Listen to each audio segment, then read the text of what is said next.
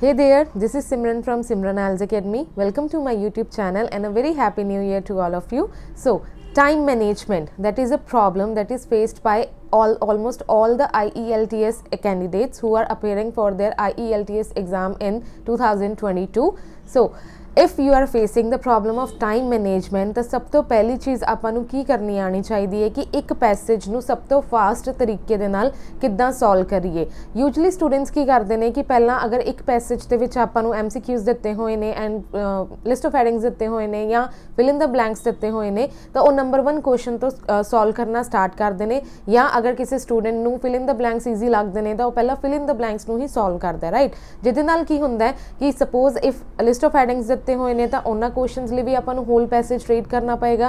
Fill in the blanks अगर आप search करने की गल करिए तो उहदे लिए भी आपां बार बार होल पैसेज नूं रीड करते रहने आ। सो अज आपां एक मैथड फॉलो करांगे जिस दे विच आपां जिहड़े ऑलमोस्ट सारे काइंड ऑफ क्वेश्चंस मतलब एक पैसेज दे विच जिहड़े मल्टीपल टाइप्स ऑफ क्वेश्चंस दिते हुंदे ने उन्हां नूं इकट्ठे या सब तो फास्ट तरीके नाल किद्दां सॉल्व करिए। So let's begin.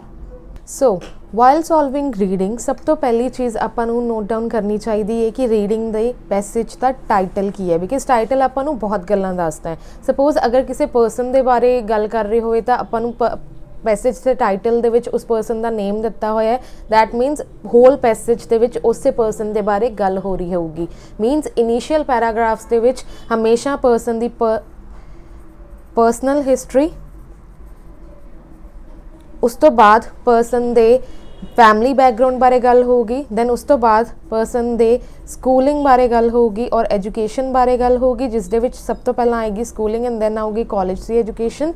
उस तो बाद पर्सन दे करियर बारे गल होगी एंड दैन उस दियां अचीवमेंट्स बारे एंड एट लास्ट उसकी डैथ बारे या उसके डैथ तो बाद की होया सीगा, राइट। सो इस तरह अगर आप हरेक पैसेज का टाइटल नूं अंडरस्टैंड करिए तो आपां नूं पैसेज का एक ओवरव्यू मिल जाता है, राइट। सो पैसेज का टाइटल जो आपां नूं दिता होया the dams that changed Australia. So means this passage whole passage is about dams and कित्थों दे डैम्स ने, ऑस्ट्रेलिया के डैम्स ने, राइट। दैन जो तुसीं पैसेज के टाइटल नूं अंडरस्टैंड कर लिया, after that you have to understand that कि आपां नूं क्वेश्चन टाइप्स की दिते हुए ने। As we can see here first kind of question number 1 to 5 are list of headings, जिस दे विच अपने कोल 5 सैक्शनस ने एंड 5 सैक्शनस दे लिए अपने कोल 10 हैडिंग्स दित्तियां होईयां ने। मीनस 5 headings are extra, a lot of confusion, right। second kind of जेडे आपां नूं आंसर्स दिते हुए ने, these are fill in the blanks, one word and or a number। मीनस तुसी कल्ला एक वर्ड लिख सकते हो, कल्ला एक नंबर लिख सकते हो और 1 word plus 1 number लिख सकते हो। then next kind of questions we have is fill in the blanks, kind of summary or complete the sentences and we can write no more than 3 words, right। so इस passage विच आपां नूं list of headings दिते हुए ने, fill in the blanks in the table completion form, fill in the blanks in the complete the sentences और summary completion form. So अगर आपां इन्हां दी गल करिए तो टेबल कंप्लीशन दे विच आपां नूं ईयर्स दिते हुए ने जिन्हां नूं आपां बहुत ही ईजिली मार्क कर सकते हैं। सो जदों भी आपां लिस्ट ऑफ हेडिंग क्वेश्चन नूं सॉल्व करना है, क्योंकि वो वाले क्वेश्चनस नूं सॉल्व करन दे लई आपां नूं सब तो ज़्यादा पढ़ना पैंदा, राइट। तो आपां इस गल दा ध्यान रखना है कि नैक्सट क्वेश्चनस दे विच ईयर्स दी गल हो रही होगी, राइट। सो जदों रीड करते हुए आपां नूं किते भी कोई भी ईयर मिलिया तो नाल दी नाल आपां उहनूं अंडरलाइन करते रवांगे। So if we talk about the first kind of question which are list of headings, right. List of heading question दे विच लास्ट वीडियो भी मैं पोस्ट की सी related to tips and techniques for list of headings and उसदे विच मेरे को एक क्वेश्चन पूछा गया सीगा कि शॉर्ट पैराग्राफ्स दे विच तां आपां कीवर्ड्स दे अकॉर्डिंगली रीडिंग सॉल्व कर सकते हैं, बट जदों गल लॉन्ग पैराग्राफ्स दी आंदी है जिस दे विच बहुत सारे इंफॉर्मेशन दित्ती हुई है एंड सेम एज बहुत सारे कीवर्ड्स भी मैच करते हुंदे ने तां उत्थे हैडिंग सॉल्व करन दे विच काफ़ी दिक्कत आती है। सो इसलिए मैं अज एक नवी टेक्निक तुहानूं करवाउण जा रही हाँ लिस्ट ऑफ हैडिंग्स दे विच, जिन्हों आपां कहने आ ओवरव्यू ऑफ द पैराग्राफ।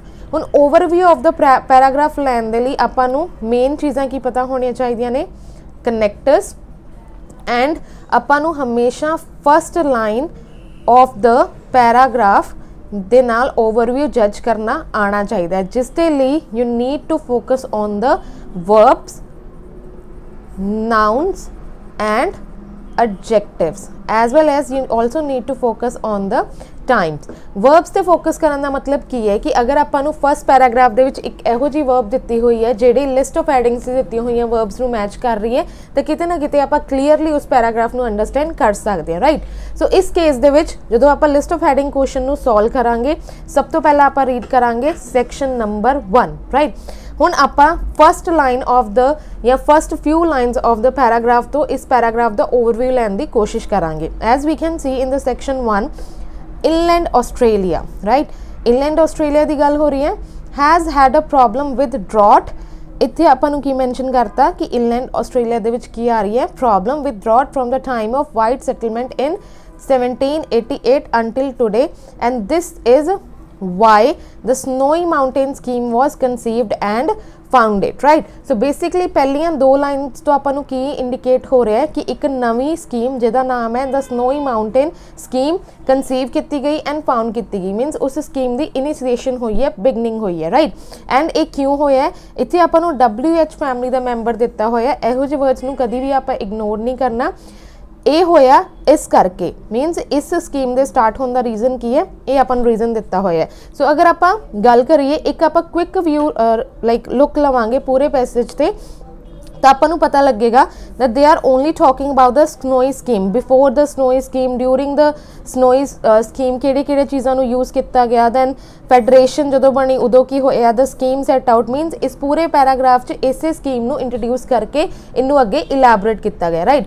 अगर आप इन्नी डिटेल पढ़न ते जावांगे तो a lot of confusion would be there. Similarly इस दे नाल ही आपां नूं की होएगा कि अपना बहुत ज़्यादा टाइम भी वेस्ट होएगा, राइट। सो आप जस्ट इस ओवरव्यू नूं पिकअप करके इस दे अकॉर्डिंग टाइटल्स नूं मार्क करन दी कोशिश करते हैं। एंड हुण आपां नूं पता लग गया कि फस्ट पैराग्राफ दे विच आपां नूं स्नोई माउंटेन स्कीम दे शुरुआत होने की गल कीती है तो क्यों स्टार्ट होया ते उसदे अगे सारी स्नोई माउंटेन स्कीम की एक्सप्लेनेशन नूं डिस्क्राइब किया है, राइट। सो पहला तो आपां अंडरलाइन करांगे कि किहड़े लिस्ट ऑफ हैडिंग जिहड़े टाइटल दिते हुए ने उन्हां विच स्नोई माउंटेन स्कीम की गल कीती हुई है एंड पूरा नेम दिता होया, right. So here they are talking about the snowy mountain. इस दे विच स्नोई माउंटेन स्कीम नहीं है, इस दे विच स्नोई माउंटेन स्कीम हैगी है एंड दैन इस दे विच स्नोई माउंटेन स्कीम है। इत्थे स्कीम की गल हो रही है, इत्थे स्कीम की गल हो रही है, इस दे विच नहीं है, इस दे विच हो रही है, इस दे विच नहीं है। सो तीन जिहड़े हैडिंग्स ने वो तो आपां अपने डायरैक्ट ही एलिमिनेट हो गए। Now we are left with 7 headings, right. So using sign language on the snowy mountain, आपां नूं हजे साइन लैंग्वेज बारे किते भी इंडिकेशन नहीं मिली।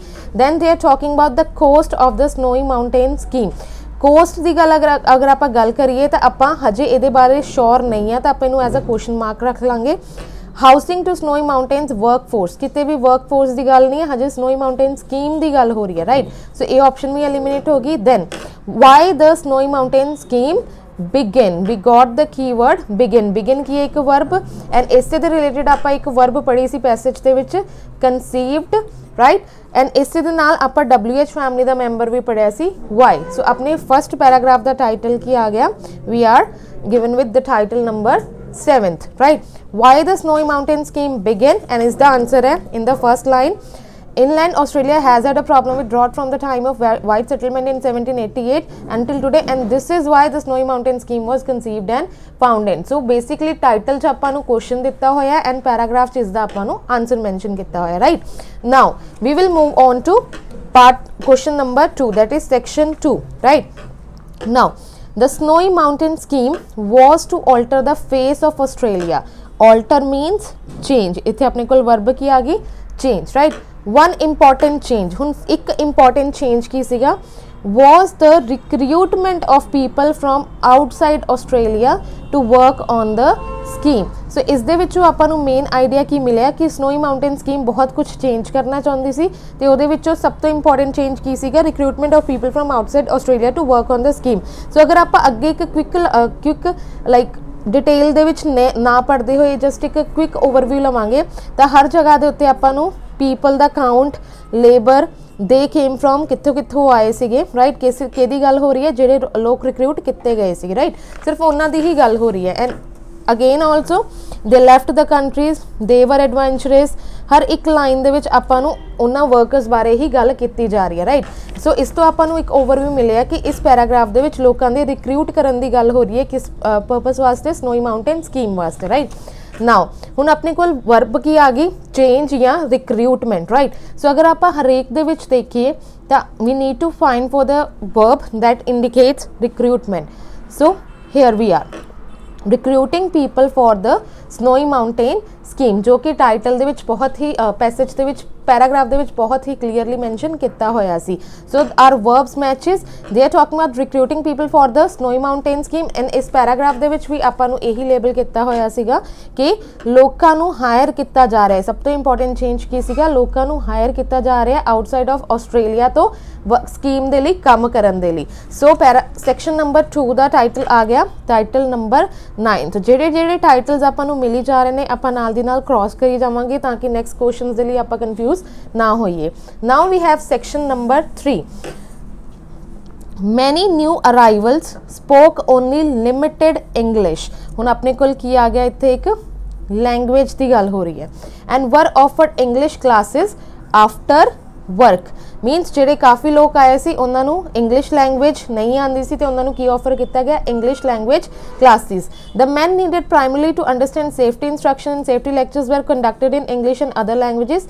इन fact a great deal of communication underground was by sign language specially when the conditions were noisy right. So basically इत्थे की किया जा रहा है कि क्योंकि जिहड़े वर्कर्स आए सी उन्हां नूं इंस्ट्रक्शनस दे लई आईयां सेफ्टी लैक्चर्स दे लई लैंग्वेज अंडरस्टैंड होनी चाहिए सी, इसलिए उन्होंने एक नवी लैंग्वेज सिखाई जा रही थी right. So basically they are talking about language right.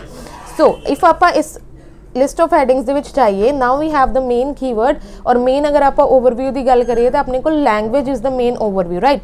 So first दे विच अगर आप गल करिए they are talking about language but they are saying using sign language on the snowy mountain. आपां नूं लग सकदा है कि snowy mountain they which language नूं यूज़ करन दी गल हो रही है, बट इत्थे थोड़ा जिहा अगर आप फोकस करिए ये कह रहे हैं स्नोई माउंटेन्स की लैंग्वेज नूं यूज़ किया जा रहा है, बट उत्थे आपां नूं गल कीती हुई है कि स्नोई स्कीम दे विच जिहड़े लोग आए सी उन्हां नूं लैंग्वेज सिखाई जा रही है राइट।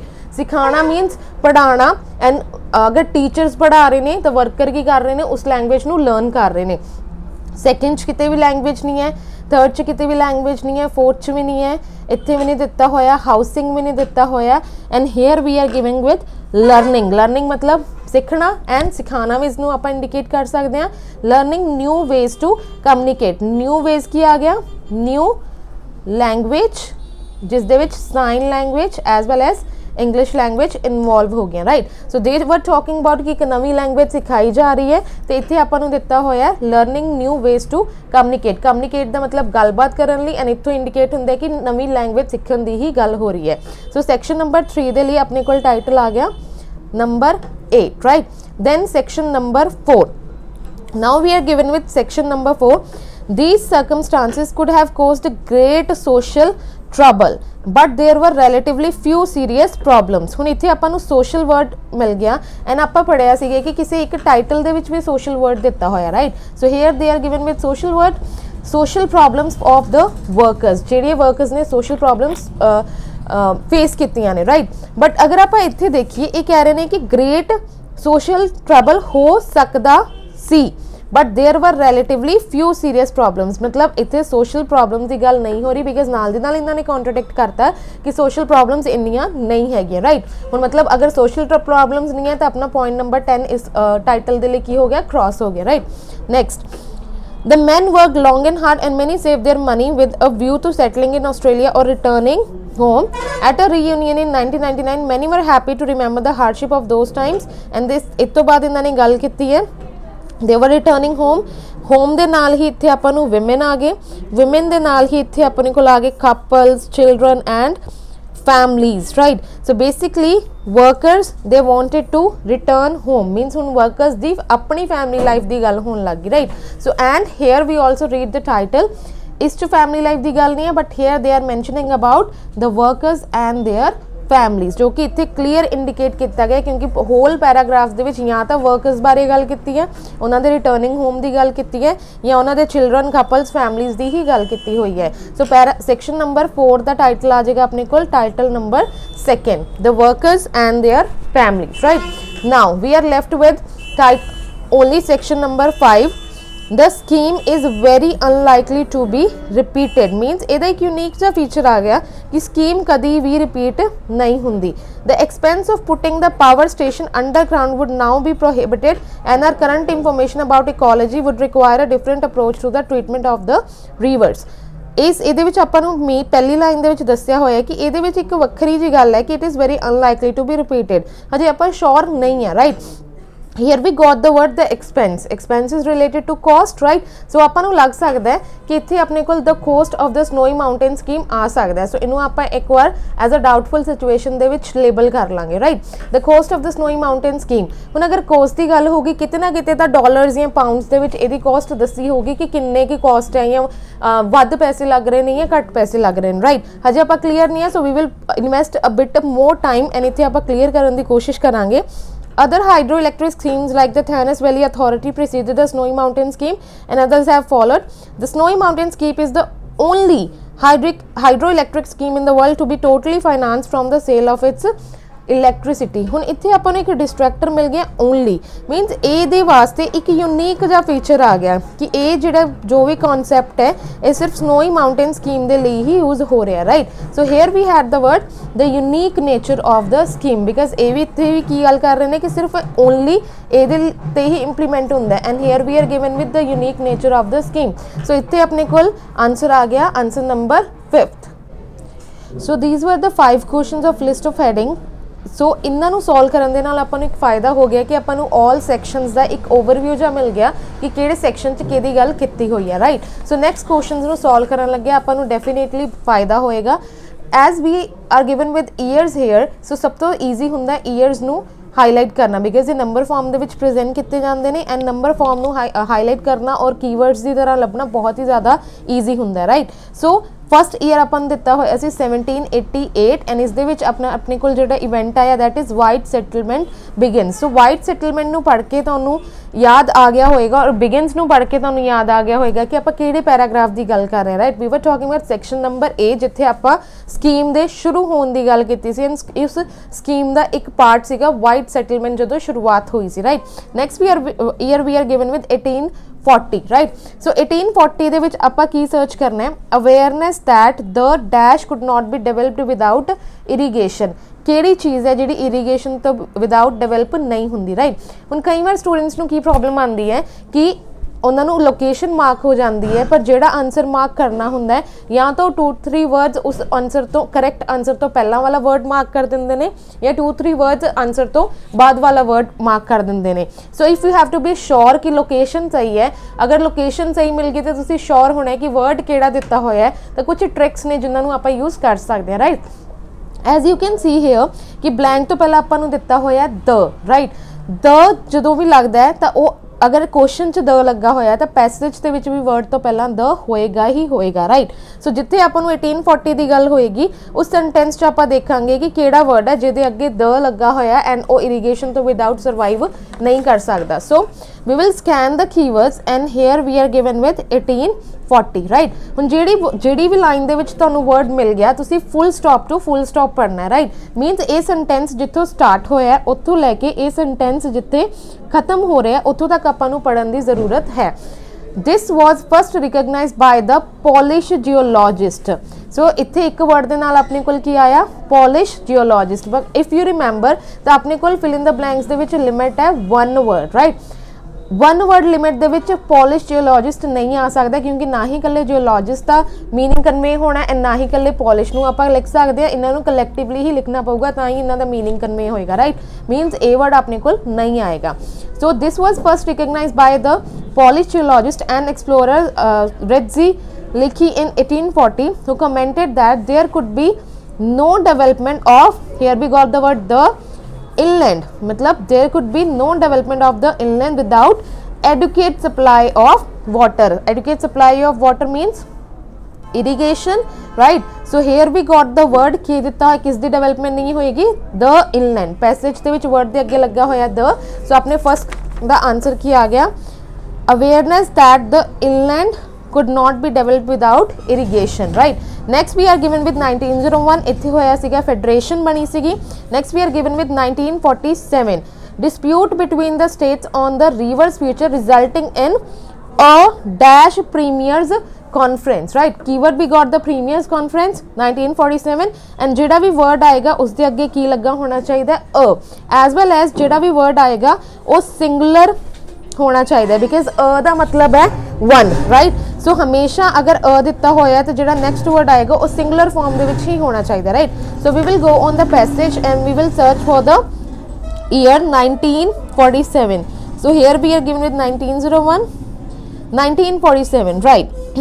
So इस sentence इतने खत्म हो रहे हैं and it is starting here. Arguments between New South Wales, Victoria and South Australia led to a, here we got the article a, answer की आ गया अपने को deadlock क्योंकि blank दे विच भी word blank तो पहला a सी and blank तो बाद premiers conference लिखिया होया सी. So इतने अपने को आंसर की आ जाएगा a deadlocked. Now we have to search for the year, right? इतने अपने को year दे विच blank आ गया.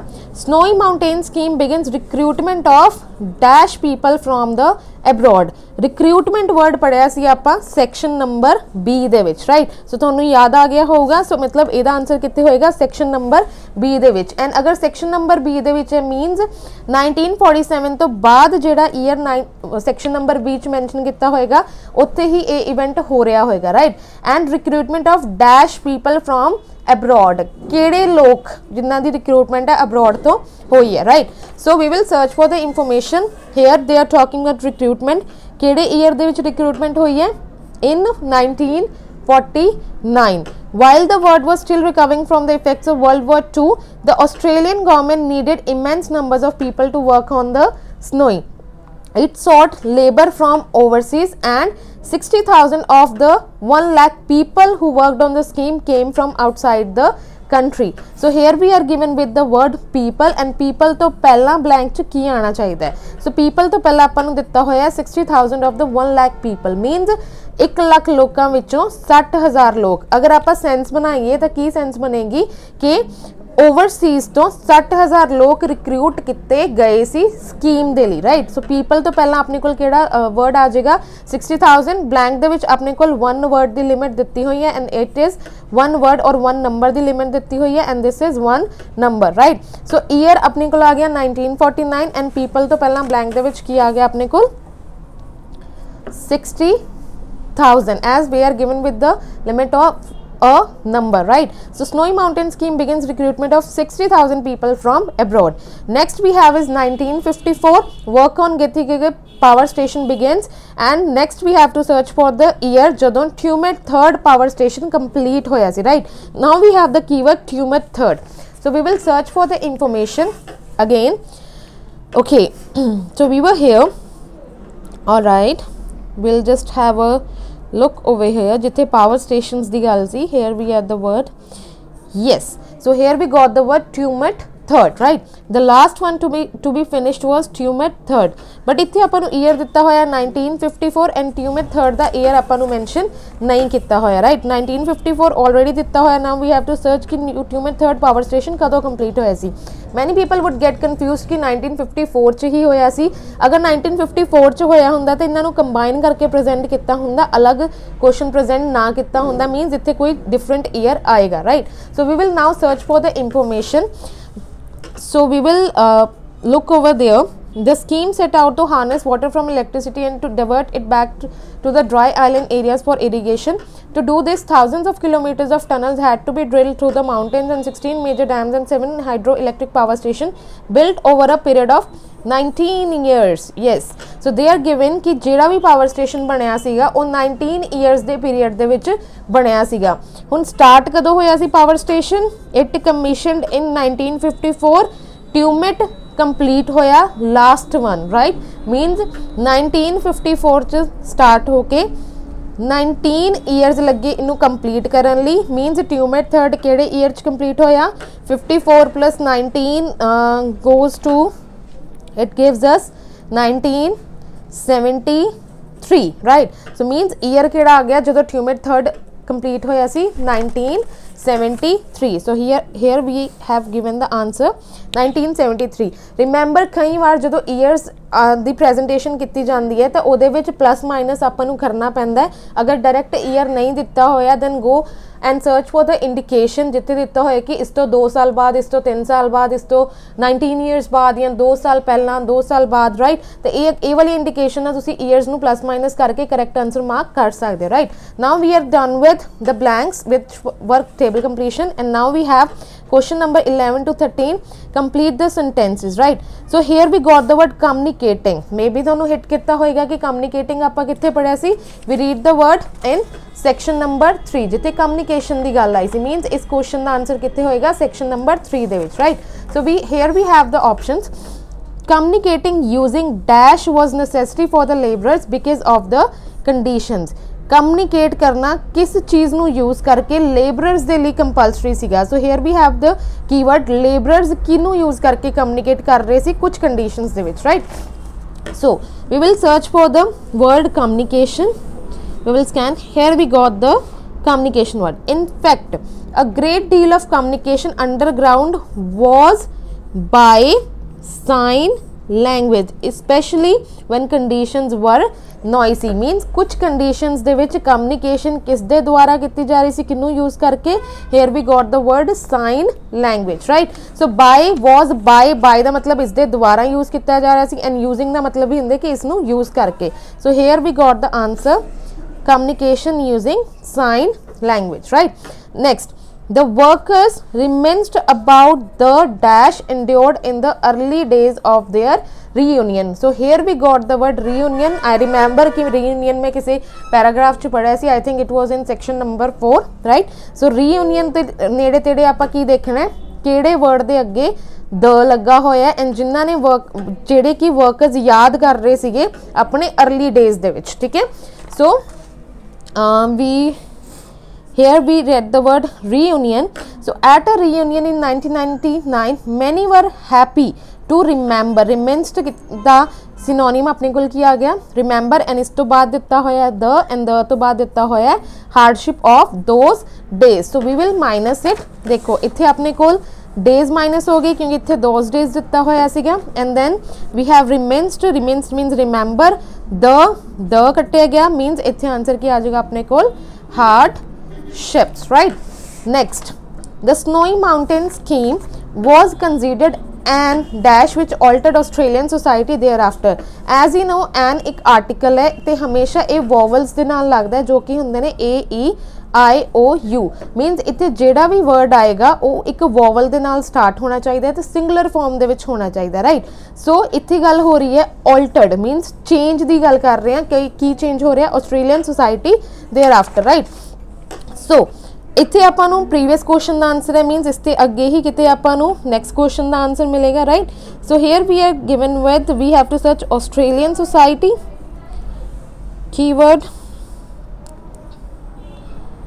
changes in the Australian here we got the word change right now we will read as well as being a great engineering feat a word vowel de naal start ho raha hai the scheme is a monument to people from around the world who dare to change their lives people from around the world who dare to change their life some are living and working in Australia means people of Australia Australian society होगी who want to change their life वो किस करके हो रहे हैं so इस line च आपां नूं सिर्फ एक vowel मिले है that is e वाला word जो है ए वॉवल दे नाल स्टार्ट हो रहा है and it is in singular form so means इत्थे अपने कोल आंसर की आ जाएगा you do not need to do translation और समथिंग तो दिख गया कि यही वर्ड है जो वॉवल है एंड इसे सेंटेंस दे विच आ रहा है मीनस अपना इत्थे आंसर की आ जाएगा इंजीनियरिंग